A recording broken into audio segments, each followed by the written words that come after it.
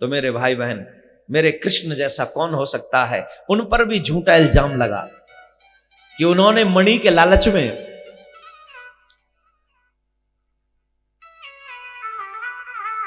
जब मणि का झूठा लालच, चोरी का लालच उन पे लालचन लगा, कलंक लगा, तो श्री कृष्ण सोचने लगे, लो, और तो अब तक कोई चोर कहता था, कोई ये कहता था, कोई वो, अब चोर अब तो पक्का ही हो गया, कलंक लग गया। तो ठाकुर जी स्वयं उस मणि की तलाश में जाते हैं और जामवंत जी को युद्ध में हराकर सुखदेव जी कहते हैं, राजन स्वयं उस मणि को लेकर आते हैं। ना सिर्फ अकेले उस मणि को लेकर आते हैं, अपितु उस मणि के साथ साथ मेरे ठाकुर जी सत्यभामा के साथ, जामवंती के साथ में भी ब्याह करते हैं और सत्राजित जो है वो सत्यभामा जी का भी विवाह श्री कृष्ण के साथ में कर देते हैं। 8 विवाह अलग अलग करते हैं। एक दुष्ट है जिसका नाम है भौमासुर, जिसने 16,100 कन्याओं को बंदी गृह में बंदी बना रखा है। बंदी गृह में बंदी बना रखा है। जब नारद जी के द्वारा यह संदेश श्री कृष्ण को मिला तो श्री कृष्ण उस भौमासुर को मारने के लिए उसके पास में गरुण पे सवार होकर पहुंचे और उस दुष्ट को मार दिया। और जब उस दुष्ट को मारा तो श्री कृष्ण ने उन देवियों से, उन कन्याओं से कहा, अरे कन्याओं, तुम जहां से आई हो वहीं चली जाओ। तब वो कन्याएं कहती हैं, अब हम कहां जाएं, हमारे लिए कोई जगह है क्या? अरे तुम्हारे माँ बाप हैं, तुम्हारा परिवार है, वहां जाओ। बोले अब हमारा परिवार हमारा नहीं है। क्यों नहीं, ऐसा क्यों बोलती हो? बोले महाराज, जिस कन्या को घर से दूर रहते हुए किसी को महीने, किसी को 10 महीने, किसी को साल 10 साल हो गई, क्या उन्हें कोई घर में स्वीकार करेगा? ये हमारे सनातन धर्म में एक बड़ी प्रॉब्लम है रीति रिवाजों की। अगर बेटी एक रात के लिए भी घर से निकल जाए तो लोग उस पर उंगलियां उठाते हैं, और बेटा कितने दिनों के लिए भी बाहर चला जाए उस पर कोई उंगली नहीं उठाता। उठाता है? भाई चरित्र तो बराबर होना चाहिए ना, है? Character is gone, everything is gone. तो वो तो सबके लिए होना चाहिए, अकेली कन्याओं के लिए क्यों? ऐसा नहीं होना चाहिए, पर फिर भी है। तो वो कन्याएं कहती हैं, महाराज एक बात बताओ, हम कहां जाएं? हमें स्वीकार कौन करेगा? कौन हमें अपना मानेगा? क्या हमारा वरण कोई करेगा? हमारा जब वरण नहीं करेगा तो हम पर हमारी उदर पूर्ति कैसे होगी? हम पर 1-2 ही रास्ते हैं। एक, या तो सुसाइड कर ले, दूसरा कुमार्ग पर चले जाएं, अधर्म के मार्ग पर चले जाएं।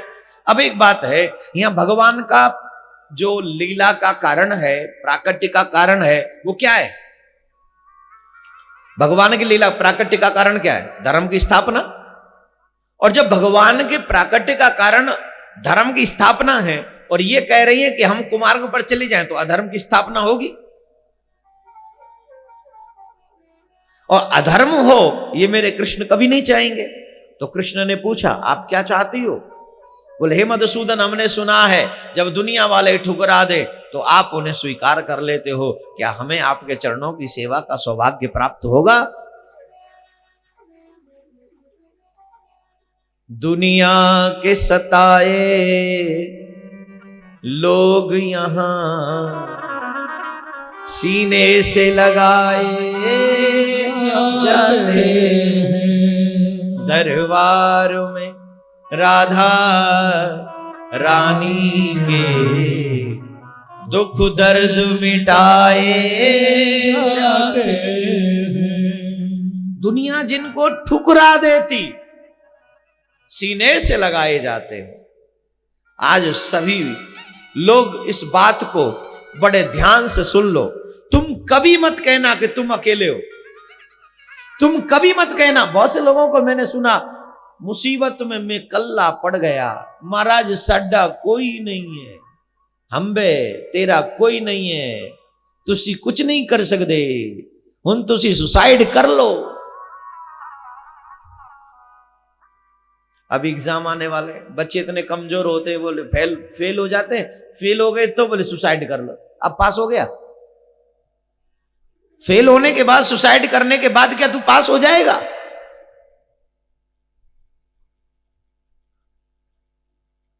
अगर तुझे डर है कि मैं फेल हो जाऊंगा तो याद कर उसे। अगर तू उसे याद करेगा, न सिर्फ एक एग्जाम में वो तुझे पास करेगा, वो तुझे जिंदगी के एग्जाम में पास कर देगा मेरे भाई। जिंदगी के एग्जाम में जिस दिन तू पास हो गया ना, और वो उसकी कृपा के बगैर संभव नहीं है, वही कर सकता है। ये दुनिया वाले तो फेल करने के चक्कर में है, तेरे पड़ोसी छोड़ तेरे घर वाले भी, वो भी चक्कर में रहते, तेरी तिजोरी की चाबी उनके पल्ले कब पड़े, तेरा ब्लैंक चेक कब हाथ पड़े जिसपे सिग्नेचर हो रहे पर टोटल न लिखिया हो, चक्कर में रहते। बहुत से लोग तो हंस रहे, बोले हम पे तो कुछ है ही नहीं। बोले वो तुझे धक्का मारने को तैयार डोल रहे फिर कि बाहर निकल, राधे राधे बोलना पड़ेगा। You can't fail unless you leave, you can't fail. तुम तब तक फेल नहीं हो जब तक तुम अपने मन से अपने आप को हारा हुआ घोषित ना कर दो। और याद रखना, पास होने के लिए तुझे बार बार प्रयास करना होगा, तुझे आगे बढ़ना होगा, तुझे मेहनत करनी होगी, और मेहनत तुझे भगवान पर विश्वास करके करनी होगी। जब तू भगवान पर विश्वास करके मेहनत करेगा तो सफलता तेरे कदम चूमेगी मेरे भाई, निश्चित तौर पर तेरे कदम चूमेगी। राधे राधे बोलना पड़ेगा। तो कहा क्या चाहिए? बोले महाराज आप ही के चरणों में जगह चाहिए, और मिल गई। वो 16,100 के साथ में विवाह कर लेता है। किसके लिए? बोले धर्म की स्थापना के लिए। किसके लिए? बोले धर्म की रक्षा के लिए। अब बताओ, ढूंढने जाओगे तो मिलेगा कोई ऐसा दयालु? वो विवाह अपने लिए नहीं करता है, वो विवाह धर्म की रक्षा के लिए करता है, वो दूसरों की भावना को पूर्ण करने के लिए करता है, और इसी को वो पूर्ण परमात्मा, पूर्ण भगवान आप लोग कह सकते, पूर्ण ब्रह्म है। इन्हीं कथाक्रमों के साथ में प्रसंग बहुत हैं। राजा नृक की कथा आती है, जिसने इतना दान दिया, इतना दहेज दिया, इतना दान देते थे तो वो ब्राह्मणों को, साधुओं को, अतिथियों को गौ दान देते थे, सोने के सींग मड़वा कर, खुर सोने के मड़वा कर। लेकिन वो गिरगिट बन गए। गिरगिट क्यों बन गए? उनसे गलती हो गई। ये कथा मैं आपको बार बार सुना चुका हूं। उनसे गलती क्या हुई वो आप सब जानते हैं कि एक गाय उन्होंने 2 बार दान में दे दी। याद रखिए मेरे भाई बहन, दान देते रहो पर दान में झूठ मत इन्वॉल्व करो। आजकल लोग दान में भी झूठ बोलने लग गए, कहते कुछ हैं करते कुछ हैं, और ये एक दुख का कारण है। अच्छा एक बात बताओ, अगर कोई दान न दे तो ऐसे आयोजन हो सकते हैं? अगर कोई दान न दे तो तुम्हारे तीर्थों का निर्माण अच्छे तरीके से हो सकता है? अगर कोई दान न दे तो तुम्हारे देवी देवताओं के मंदिर बनेंगे? अगर कोई दान न दे तो तुम्हारी भावना को सुख देने वाले, तुम्हारे भावना को पूर्ण करने वाले वो परमात्मा की गाथाएं तुम्हारे श्रवणों तक पहुंचेंगी? तुम 1000, 2000, 10,000, लाख, 10 लाख, 20 लाख रुपया दान देते हो तो अपने आप को दानी कहते हो, लेकिन वो कथाकार कितने बड़े दानी हैं जो भगवान की कथा तुम्हें दान देते हैं और तुम्हें मुक्ति प्रदान कर देते हैं। वो संत कितने बड़े दानी हैं जो एक शब्द से तेरा जीवन बदल देते हैं।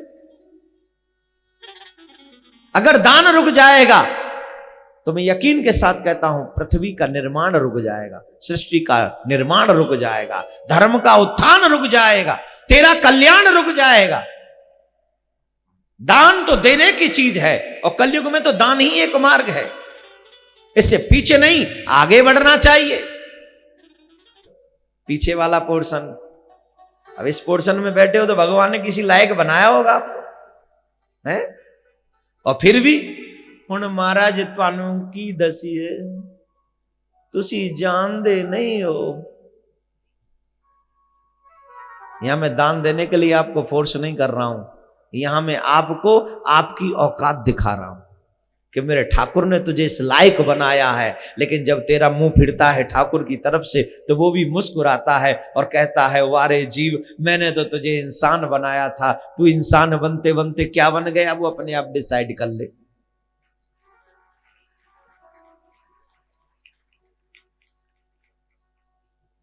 राजा नृग जो है वो गिरगिट इसलिए बन गए क्योंकि उन्होंने एक गाय गलती से 2 बार में दान में दे दी, इसलिए गिरगिट बने। लेकिन दान का फल क्या निष्फल गया? बोले नहीं, उसी दान का प्रभाव था कि उनको भगवान श्री कृष्ण का दर्शन हुआ।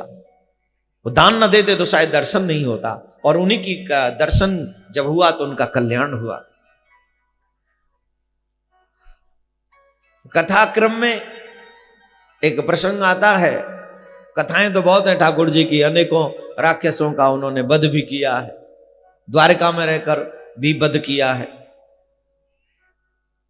महाभारत के समय की भी बात वहां पर वर्णन की गई है भागवत में। और उसमें जब धर्मराज राजसी यज्ञ करते हैं तो भगवान कौन सी सेवा स्वीकार करते हैं? भगवान कौन सी सेवा करते हैं? आज हमारे धर्म की प्रॉब्लम इसलिए भी बढ़ रही है क्योंकि आजकल सब लोग प्रेसिडेंट बनना चाहते हैं, सेवक बनना कोई नहीं चाहता। सबको गले में माला पहननी है। मैं अभी एक जगह गया था, वहां एक दूसरे को माला पहनाने का ही काम चल रहा था। वो उसको माला पहना दे, वो उसको माला पहना दे, वो उसको माला पहना दे, वो उसको माला पहना दे। और वहां 2-4 साधु बैठे थे, वो चुपचाप देख रहे थे।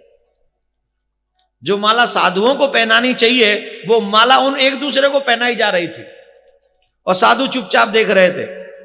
मैं भी बैठा था वहां, अब मैं थोड़ी लड़ता, अब मैं ठीक है भाई पहन लो, खुश हो लो। अब मुझे बुरा इसलिए नहीं लग रहा था क्योंकि मैंने तो अपनी आदत बदल ली, अब मैं माला पहनता ही नहीं। मैंने तो अपनी आदत बदल ली, भाई माला पहनने का शौक उतार दे भाई, बंद करो। लेकिन मुझे तब बड़ी हंसी आई, मैंने जो मालाएं भगवान के चरणों में पहनाई जानी चाहिए, साधु संतों का स्वागत करना चाहिए, वहीं एक दूसरे को बोले ये कौन है? बोले फलाने साहब। ये कौन है? बोले फलाने ढिमका साहब। ये कौन है? बोले कि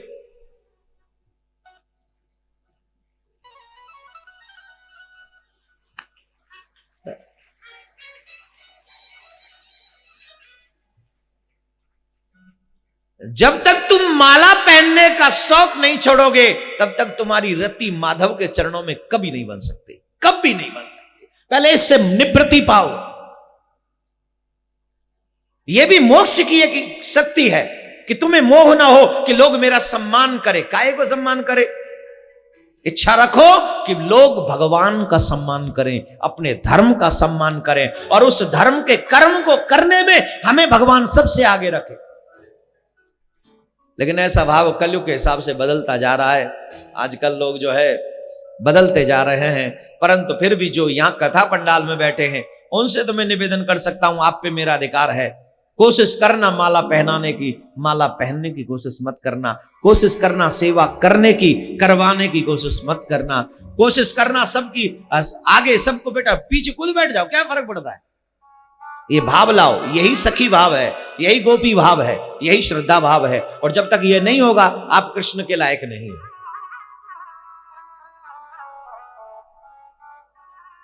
मेरे भाई श्रोतागण, कृष्ण की सेवा देखिए, वो सबके चरण धोने की सेवा कर रहे हैं।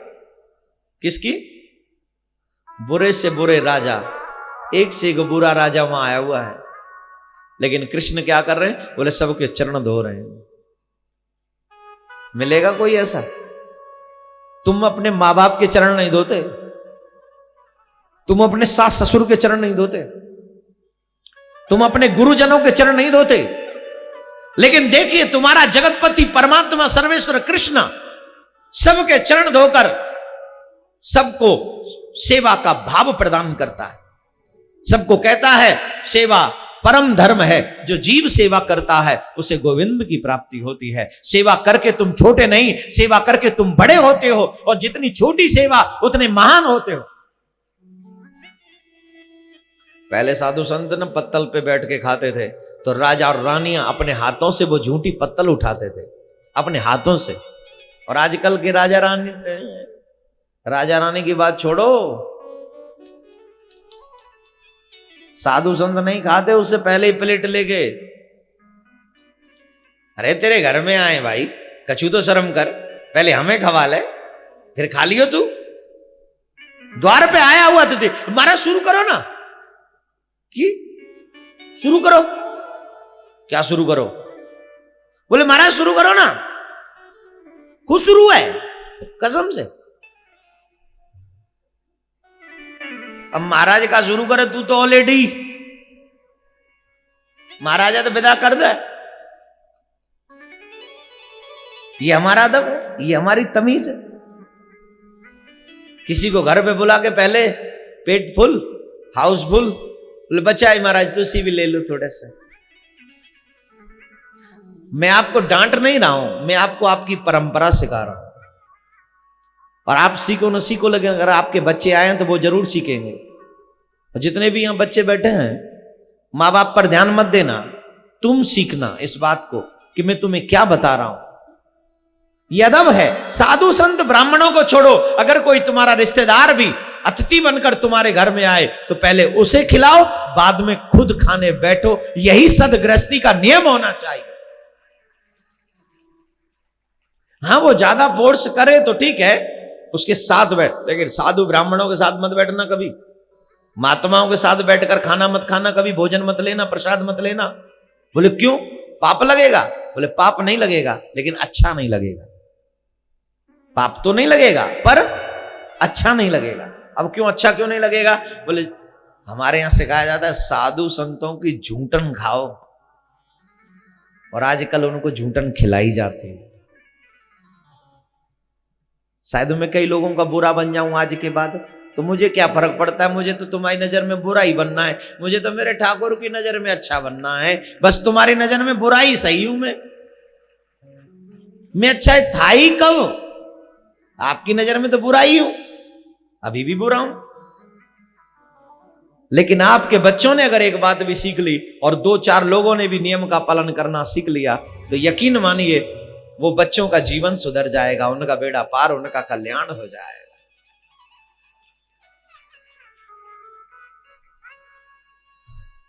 साधु संत नहीं है वहां, हैं तो अलग हैं। छोटे छोटे राजा, बुरे बुरे राजा, इवन दुर्योधन जैसा लोग वहां मौजूद है, और दुर्योधन के चरण से कृष्ण धो रहे हैं। ये सेवा है, और जितनी छोटी सेवा तुम करोगे उतने ही महान बनोगे। अच्छा एक बात बताओ, निर्धन आदमी अगर पत्तल उठाए तो बड़े लोग कॉलर ऊपर कर लेते हैं, हाँ ये यार इसके अलावा कर ही क्या सकता है, वो उदाहरण नहीं बन सकता। लेकिन जो बड़ा आदमी धनवान अगर किसी की पत्तल उठाए, वो भी निर्धन की पत्तल उठाए भंडारे में, लंगर में, तो वो एक उदाहरण बन जाता है। वो ऐसा उदाहरण जिससे 10-20 हजार लोग शिक्षा लेते हैं कि हमें ऐसा ही करना चाहिए।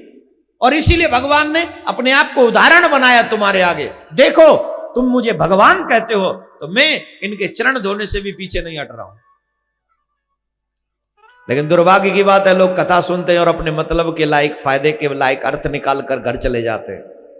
जो सिखाया जाता है उसे नहीं सीखते हैं, वो अपने हिसाब से ही सीख कर निकल जाते हैं। अपने हिसाब से मत सीखो, धर्म के हिसाब से ही सीखो। इसीलिए वहां के साधु संत, वहां अनेकों भक्त विराजमान, और वो एक बात हमेशा गाते हैं, सबसे ऊंची प्रेम सगाई।